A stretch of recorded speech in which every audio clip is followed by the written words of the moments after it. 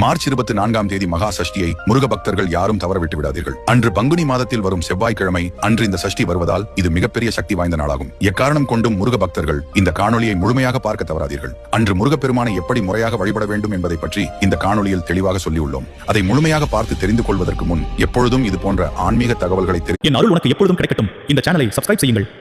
வேலனே போற்றி போற்றி என்று பதிவிடுங்கள். பொதுவாக மாதந்தோறும் வரும் இந்த சஷ்டியானது மிகவும் சிறந்ததாகும். இருப்பினும் இந்த பங்குனி மாதத்தில் வரும் செவ்வாய்க்கிழமை என்று இந்த சஷ்டி வருவதால் இது மிக சக்தியுடைய நாளாக கருதப்படுகிறது. இந்த நாளிலிருந்து முருகப்பெருமானின் அருளோடும் லட்சுமி கடாட்சத்தோடும் உங்கள் வீட்டில் என்றும் செல்வம் நிறைந்திருக்க செவ்வாய் ஓரை என்று சொல்லப்படும் நேரத்தில் வீட்டில் கல்லுப்பு வாங்கி வைப்பது நம் குடும்பத்தில் என்றும் லட்சுமி கடாட்சத்தை நிலைத்து வைக்கும். இந்த செவ்வாய் ஓரை என்று சொல்லப்படும் நேரமானது காலை நேரத்தில் 6 மணி முதல் 7 மணி வரை இருக்கும். மதிய நேரத்தில் 1 மணி முதல் 2 மணி வரை இருக்கிறது. இரவு நேரத்தில் 8 மணி முதல் 9 மணி வரை இந்த செவ்வாய் ஓரையானது இருக்கும். இந்த நேரங்களில் ஏதாவது ஒரு நேரத்தில் உங்கள் வீட்டிற்கு கல் உப்பை வாங்கி வந்து வையுங்கள். பிறகு அன்று விரதம் இருக்க நினைப்பவர்கள் விரதம் இருந்து நீங்கள் கோயிலுக்கு சென்றாலோ அல்லது வீட்டில் இருந்தாலோ முருகப்பெருமானுக்கு முன்பாக 6 வெத்தலை தீபங்கள் ஏற்றி வையுங்கள். இந்த தீபம் ஏற்றும் போது முக்கியமாக வெத்தலையில் இருக்கும் ராமனை எடுத்துவிட்டு அந்த வெத்தலையில் மஞ்சள் குங்குமம் வைத்து அதற்கு மேல் விளக்கேற்றி வழிபட வேண்டும். இப்படி நீங்கள் செய்வதால் நீங்கள் முருகப்பெருமானிடம் வேண்டிய வேண்டுதல்கள் அனைத்தும் நிச்சயம் நிறைவேறும். அனைவரும் இந்த காணொலியில் சொல்லும் வழிபாட்டினை இந்த பங்குனி செவ்வாய்க்கிழமையில் வரும் சஷ்டி அன்று செய்ய மறக்காதீர்கள். உங்களுக்கு முருகப்பெருமானை மிகவும் பிடிக்கும் என்றால் உடனடியாக இந்த தகவலை அனைவருக்கும் பகிருங்கள். ஒரு நல்ல விஷயத்தை தெரிந்து கொண்டு